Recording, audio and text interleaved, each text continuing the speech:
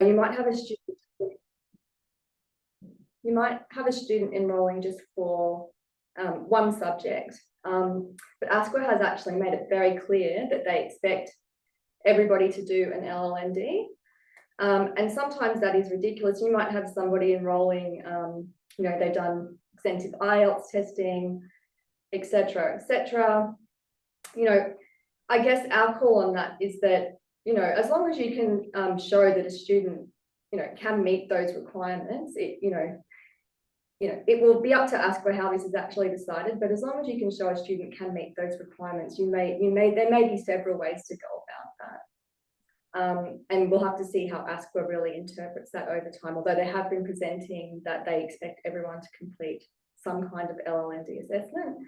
It's really important to note that that assessment is not meant to exclude anyone from study. It's just basically a point where you can say, okay, this student will need different support requirements depending on how they go in their LLND assessment.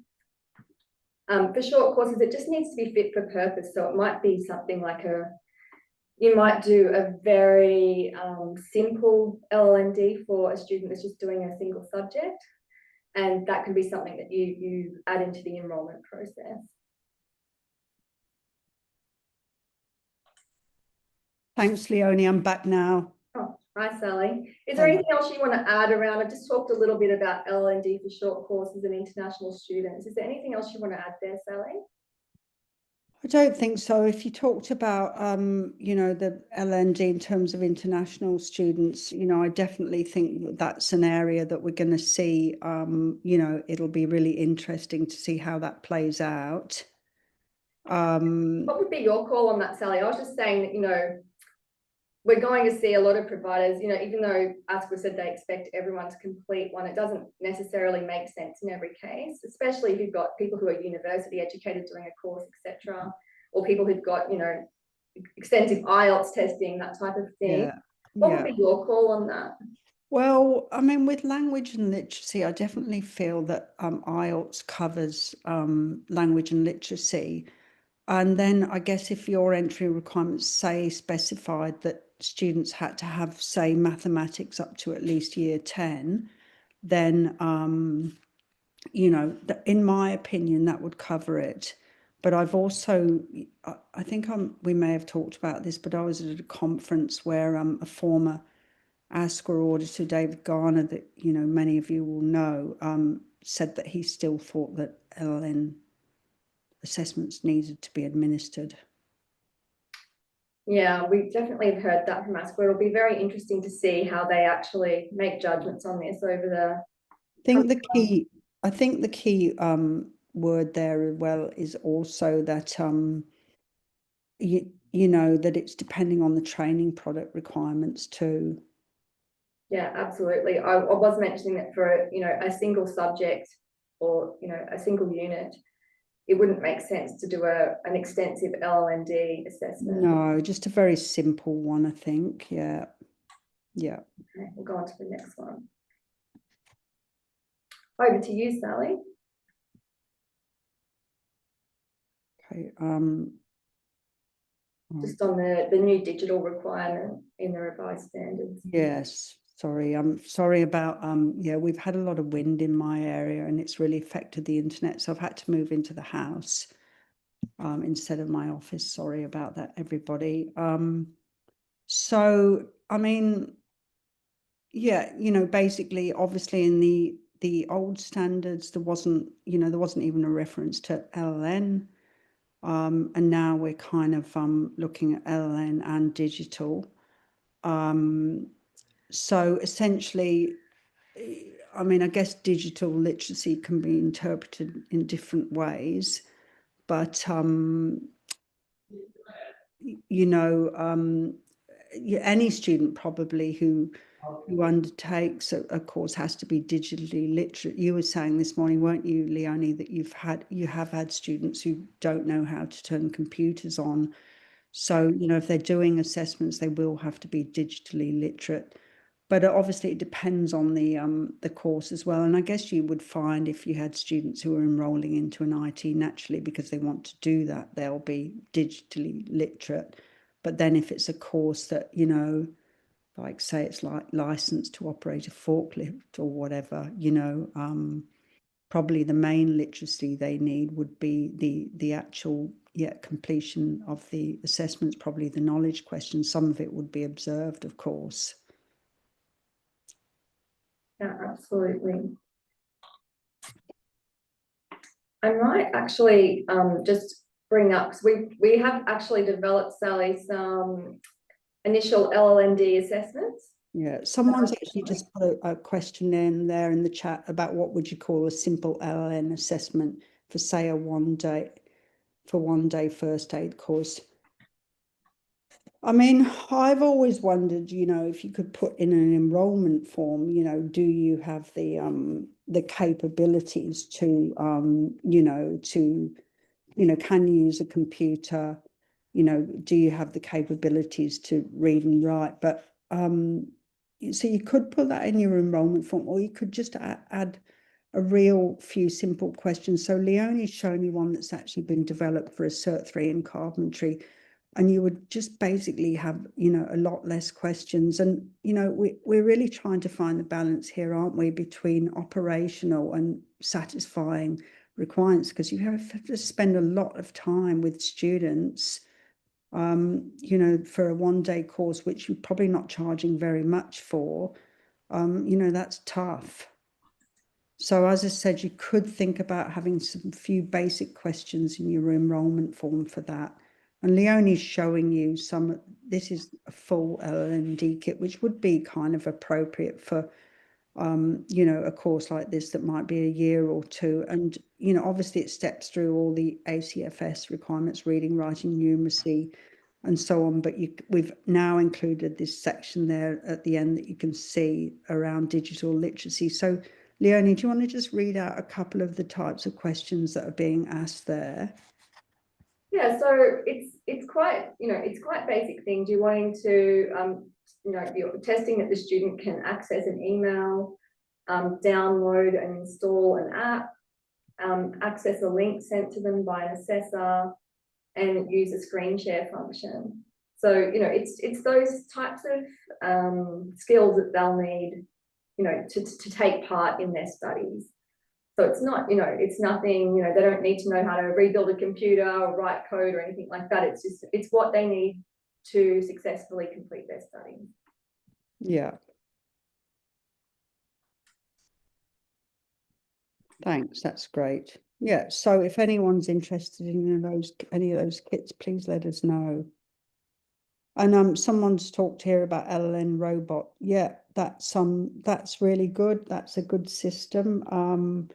And I guess the fact, from my understanding, that LLN robot is done online, that would, you know, contribute toward a digital literacy decision.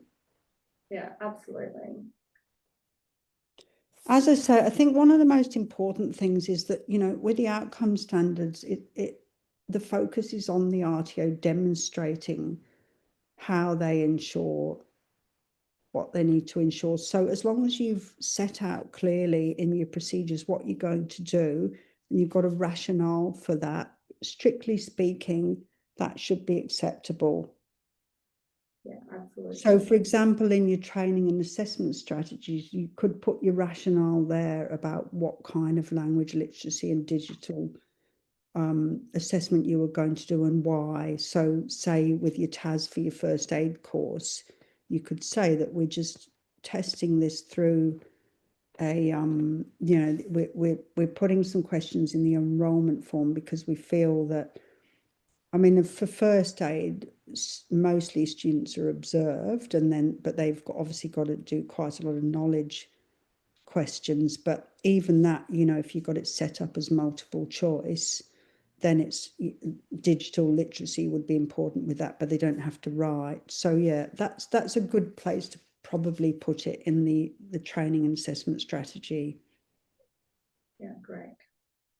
So a bit of what we're going to be going over today, as far as student progress, a lot of providers who deliver to international students will be very familiar with student progress and the need to track it. what I've seen for students who are delivering to domestic students only is that student progress can be a bit of a weak area, because, you know, it might be, you know, I've seen instances where a student's been going after 8 years or more, you know, trying to complete a course, or they just dropped off the radar completely and nobody follows up with them.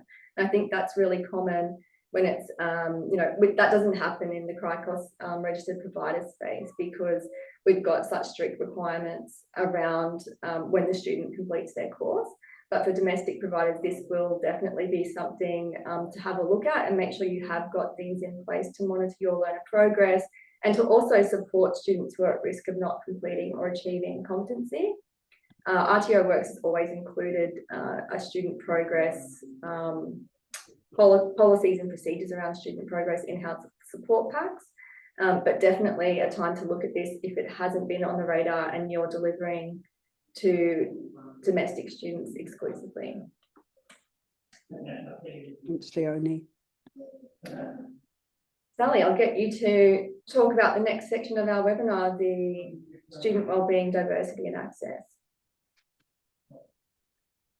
Yeah, so I think you know, here and again, you know, I feel like we have done this already in the standards, and if you're an international provider as well, you'll have additional requirements there as well.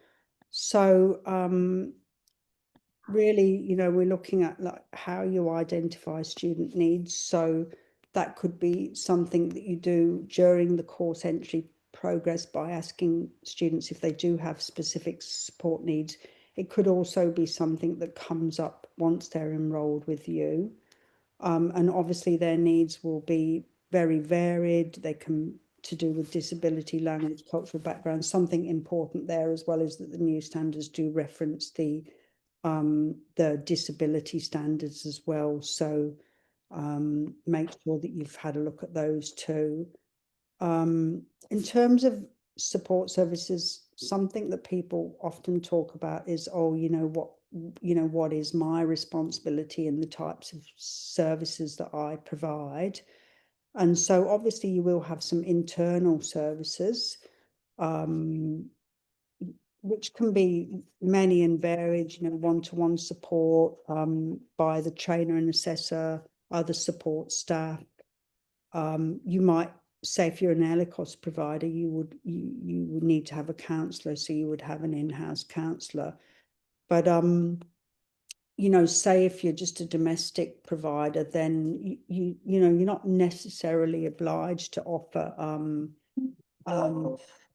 you're not necessarily obliged to offer counselling, but you might then refer people. So the thing is about just being clear about what services you offer internally, what you can refer to people to, and if there are any fees and charges involved with any of this. Obviously, inclusive learning practices, you know, there are many of those as well. And in the next slide, I'll talk a bit more about that as well. And like I said, wellbeing support can be around mental health and so on. So Leonie's flicked to the next standard there. And I think we were going to do a poll there, weren't we, Leonie? Yes. So we'd love to know with the next poll how confident you are that your RTO provides a safe, inclusive and culturally respectful learning environment for students.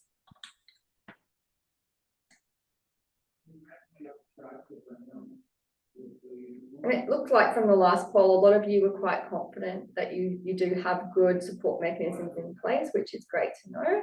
And if you are unsure about where to start, this webinar is a great place to get some great ideas. At the moment, yeah, looks like most people are pretty confident. They've got that's good documented practices in place, which is excellent. As I said, Leonie, I think this was quite present in the previous standards, so that doesn't surprise me. Absolutely. Really, you know, as I said, it's some of the areas that are different that we're trying to work through, like the LND.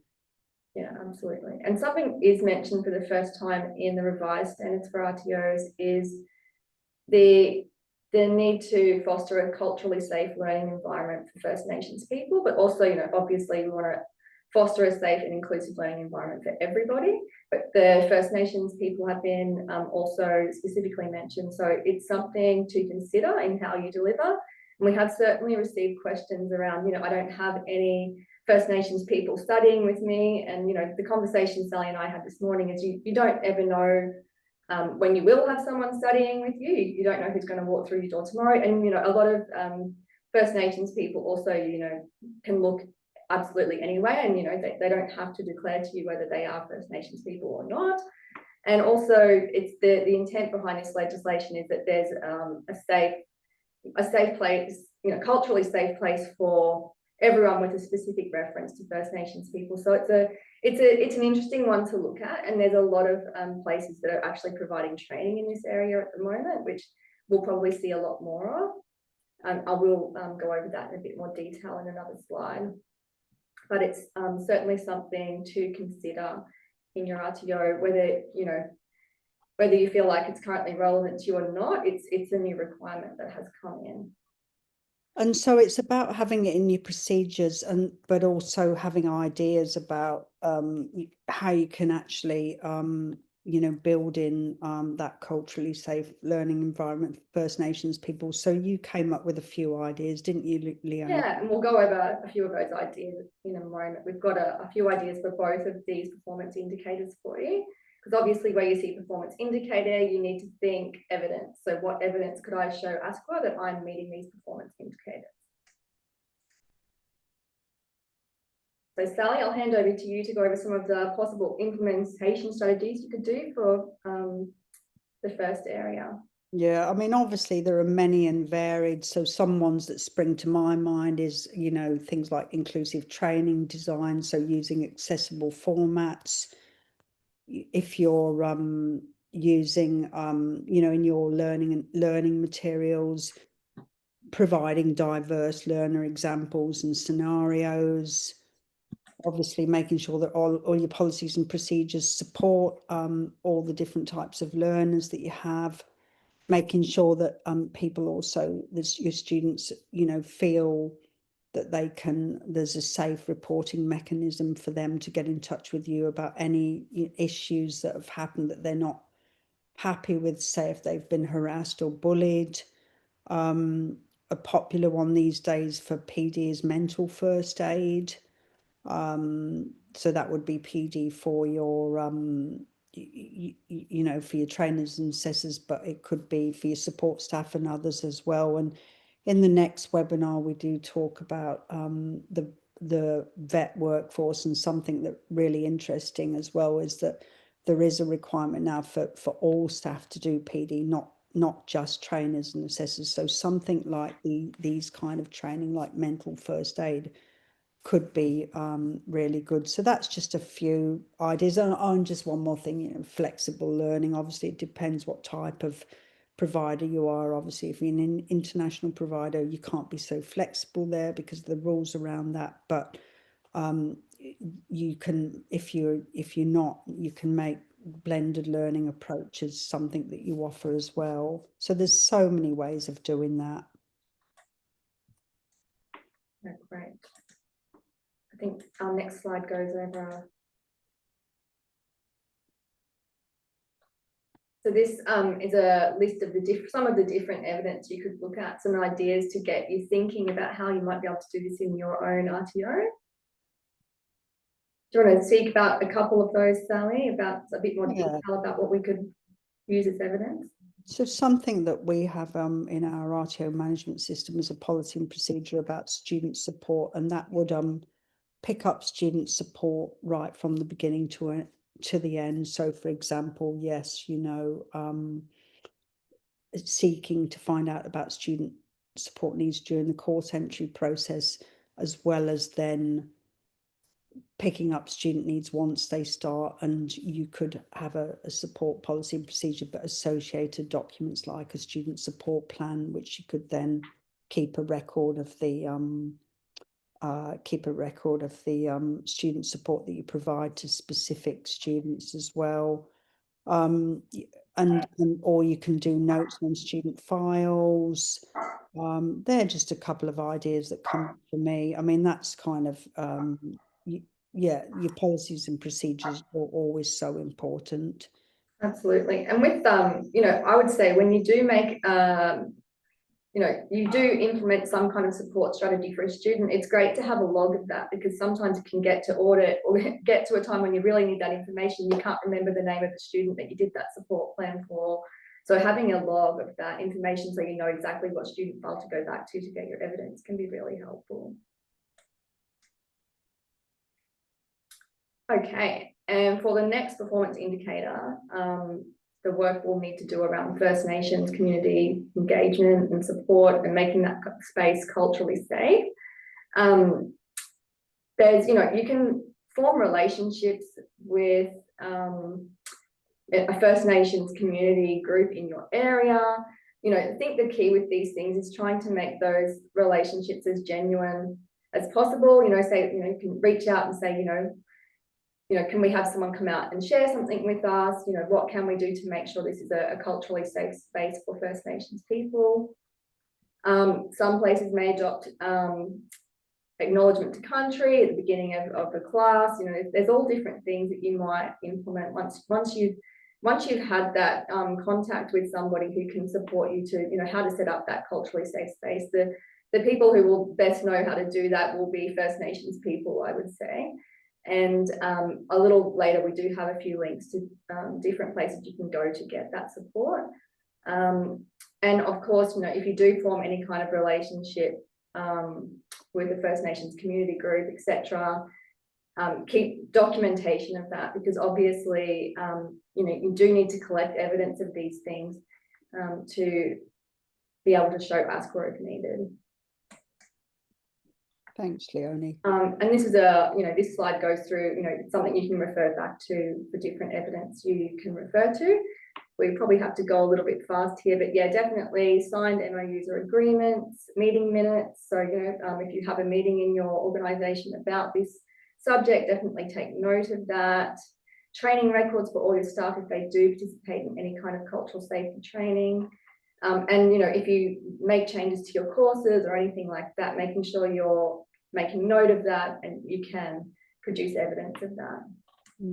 So someone just asked, would child safety standards fall in this area? I'm kind of wondering if that more falls into sort of quality area 4 around legislation and so on, because that's you know, requirement. I mean, of course, it's sort of, you know, support, but I would sort of say it more falls in the governance legislative areas about things that you have to do. Yeah, absolutely. And obviously that if you do have students under 18, that is an area you will have to pay extra special attention to. Yes, that's also true, especially if you're an international student provider. Oh, absolutely. So this is a few links. When you get the slide pack after this webinar, you can click on these links and it will take you to a few different providers. I found out from BACCHO today that this course that they do offer in cultural safety training is $300, but it does look very good and it is run by First Nations people.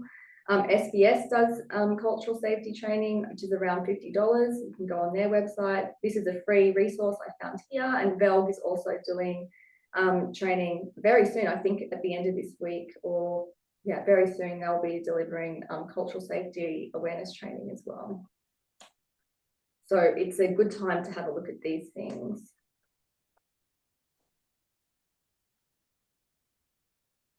Okay. So we've got another poll for you that should pop up shortly. And it's just around your facilities, which is the next part we will be discussing.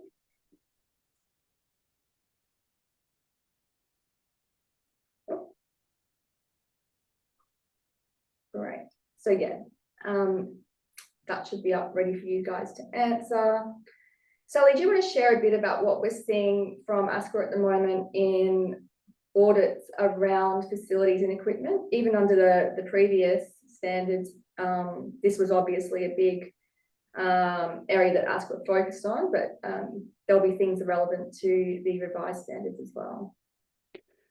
Yeah, I mean, what we're seeing is that like, say, for example, if we think about commercial cookery, we're saying that, or automotive or any area really, that, you know, it would be expected that you would have an equipment and tools checklist, and that you would, and that would be kind of really based on a unit by unit analysis of what each unit requires, and then but put together as a qualification level checklist, and that would clearly specify all the tools and equipment that you need, but also quantities as well. So that can be quite laborious, and sometimes also the units are a little bit general, and so you may have to interpret them as well. So for example, in the work effectively as a cook, you know, it used to be really specific, and that's a workplace unit about what was required. Now it's more general. It sort of says the facilities and equipment as in the reflected in the performance criteria and the performance evidence. So it requires you to interpret them. I think something that's has changed a lot, and is really, and I alluded to this at the beginning as well, about to have a system in place for ongoing review of facilities and equipment. And so that can be a little difficult with, say, if you're working with aged care homes or you know, commercial or work placement providers, to work out how to do that, because it's, you know, for you to go into their premises isn't really, you know, a great idea, because, you know, they're working to other standards. So it might be just to check in with them, or, you know, during, it might be a, you know, phone interview with them every year, or, you know, have you sort of made some changes to the equipment that you're using in your workplace now, and then adding them to the list, because also the training package might not keep up with actual trends that are in the industry as well. So it's also for you adding those things in that actually reflect the industry trends. So that's the sort of things that yeah, the thing about being really specific, developing unit qualification lists that are based on the unit analysis, but also having mechanisms in place to make sure that you're constantly reviewing if they're, you know, up to date and available. Yeah, absolutely. And, you know, there is that also that equitably available. So making sure that, you know, for instance, that your online learners have got that same access to trainer support, that you've made it really clear up front what tech requirements there are, and that your facilities support engagement and inclusion. So that might be things like you have adjustable workstations, you'll have an accessible kitchen layout. So you're looking at what you've got and going, how can we make this as accessible to as many people as possible? Yeah. Okay, our group activity. So Auburn, if you can share our group activity document in the chat, that would be great, because everybody, when you'll go into a breakout room shortly, and when you do, you'll lose access to this screen. So the activity is written down on a document for you that will be available in the chat. And in a moment, you'll be put into breakout rooms and you'll be discussing and brainstorming. You'll get, each group will have a number.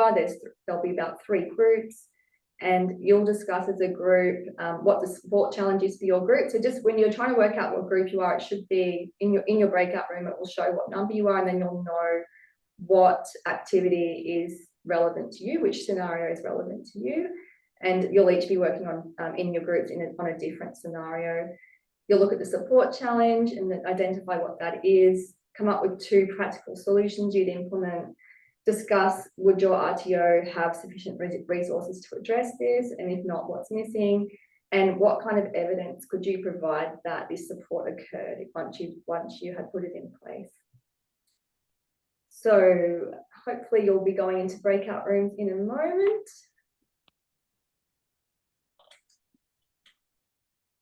Right, yeah, you'll be going in, you're being put in individually, so just wait 1 minute or so and you'll go into a room.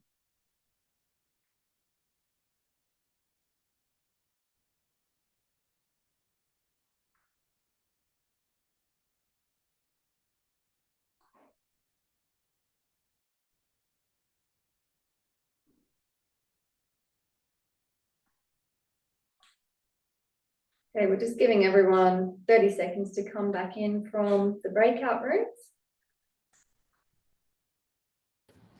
Everyone should be back in second. Brilliant. Okay, great to have you back, everyone. There may be some of you that do need to go now, and that's absolutely fine. But if you can stick around, we'd love to hear from the groups and have a spokesperson from each group give us an overview of what you discussed. Hopefully everyone was able to access the document in the chat, or at least one member of your group was able to. And yeah, we'd love to hear about the options you came up with. Is there anyone from group one that would be willing to share? I will, Leonie. So group one, our support challenge was a single parent can't attend scheduled face-to-face classes, and Denise in our group just gave, because she'd been dealt with this through her RTO, and she just gave a really good point, which is don't make assumptions that they can't schedule face-to-face classes because they don't, the time doesn't suit them. And what she said was that mostly it was to do with childcare and transport issues. So I thought that was a really good takeout. Don't make assumptions. And really the support that we talked about was just trying to be as helpful as you can within the resources that you've got. And Lukesh talked about his RTO examples, and the thing that I felt was really hard listening to that was that, of course, as an international student provider, you've got rules in terms of hours that students have to attend and so on, that makes that situation even more difficult. So they were kind of the key takeouts. And Denise said because her RTO was well resourced, they could offer students like transport vouchers to get to the class, and also having children come with them. But then Lukesh on the other side said that for his group, when other students had children coming in, that was difficult for the other students, but they were able to create the small groups. So that's what we talked about. Yeah, fantastic. It's great to hear. That's why it's so good to be able to have these discussions, because everyone's got a different take on it, and you can get some really great ideas about how to approach these situations. Everything's obviously unique as it comes up. Is there anyone from group two? That's the group I popped in briefly to have a chat to. Anyone would like to share from there? Come on, be brave. Oh, I will. I'll do it, Rachel. So we had the activity where the student came in and obviously said they felt isolated.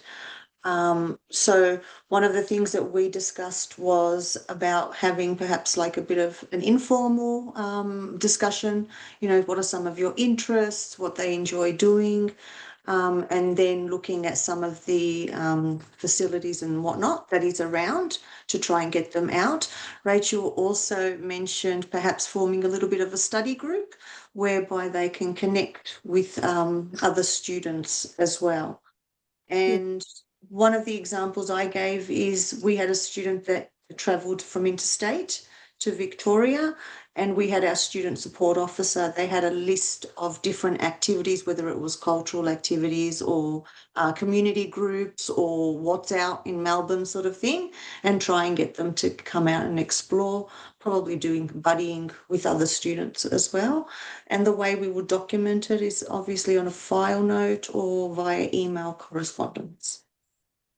Yeah, fantastic. That's some more great ideas. And I think that it's so key with what you're saying is that, really connecting. I think even just the fact that you connect with a student who is struggling in any way and finding out, what you can do to support that's already a huge first step and can make a huge difference on its own. It's not to be underestimated. Is there anyone from group 3 who's brave enough to share a little summary of what you spoke about?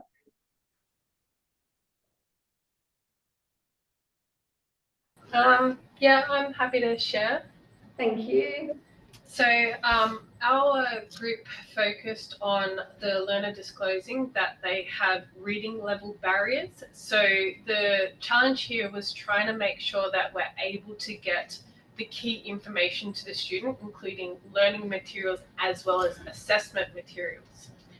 So the inclusive practices and practical solutions that we focused on was providing support and guidance to the learner. So this may be by encouraging one-on-one sessions with the trainers or assigning study groups.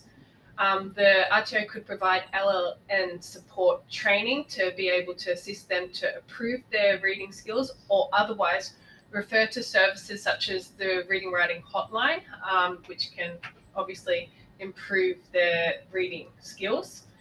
The other thing would be to provide them with support via technology. So there are screen readers and translation services that could be available, or having someone assist them just to be able to help to interpret. So it might be someone within the class, just give them a buddy system.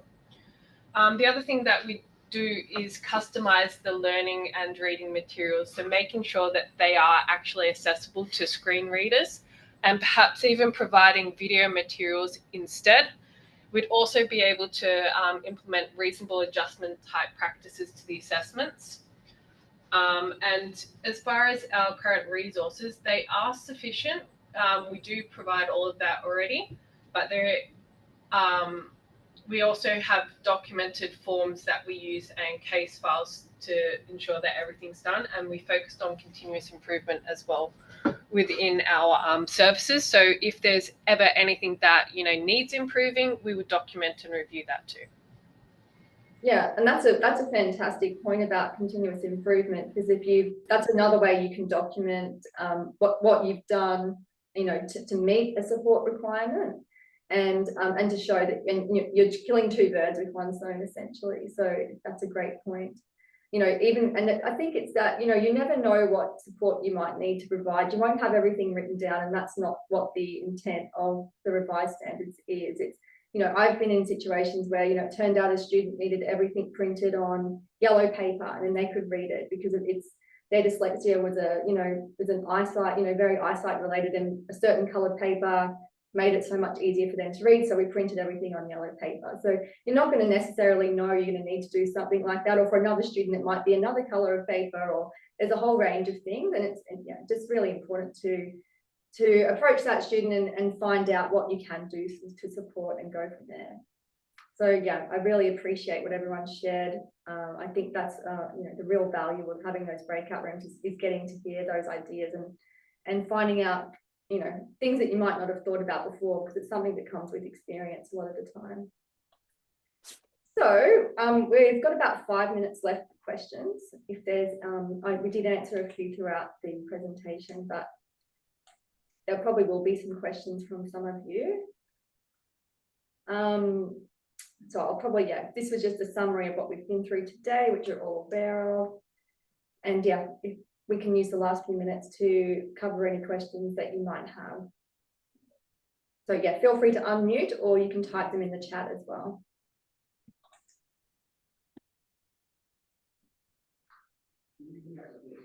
Looks like no questions today, huh? That's good. You've all answered questions probably for each other in the session. Yeah, that was really good. And also just sharing experiences is just so good. Yeah.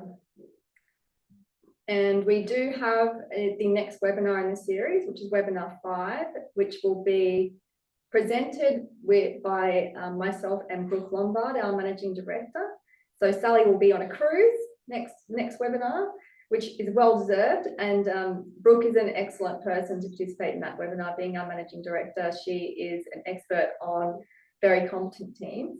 And we'll go over how that relates to the revised standards in the next session. But thank you so much, everybody, for attending. It's always great fun and great to hear from you all and what's happening out in the industry. Thanks, everybody. Have a lovely week ahead. Thanks. Bye-bye.